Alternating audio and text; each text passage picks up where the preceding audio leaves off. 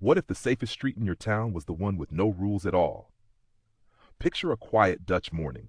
The sky hangs low and silver. Bicycle bells ring softly. Tires whisper over brick. And at the busiest intersection in town, there are no traffic lights, no stop signs, no painted arrows telling you who goes first. Just people moving. This is Drachten. For decades, this town looked like every other modern city. Signals blinking red and green, drivers staring ahead, pedestrians waiting obediently at the curb. Accidents happened anyway. People rushed, tempers flared, the streets felt fast, but strangely careless. Then something radical happened. City planners did the unthinkable. They removed the lights. At first, residents were terrified. Elderly cyclists hesitated at crossings. Parents held their children tighter. Drivers slowed, confused, scanning faces instead of signals. For a moment, the town held its breath. And then, something changed. Without lights to obey, people had to think. They had to look up. Eye contact replaced automation. A slight nod became a contract. A lifted hand meant I see you. Speed dropped, not because of enforcement, but because uncertainty demanded respect. Listen closely and you can hear it. The rhythm of caution.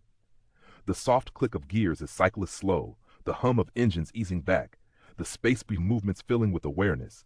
Here's the twist. Traffic didn't get worse. It flowed better. Crashes declined, congestion eased. Streets grew calmer, not louder. When no one had absolute right-of-way, everyone shared responsibility. Drivers stopped acting like machines following commands and started acting like humans negotiating space. Midway through the experiment, skeptics returned, expecting chaos. Instead, they found harmony. The absence of control had created cooperation. Fear had sharpened attention. Vulnerability had produced care. Think about that for a moment. When we feel protected by rules, we switch off.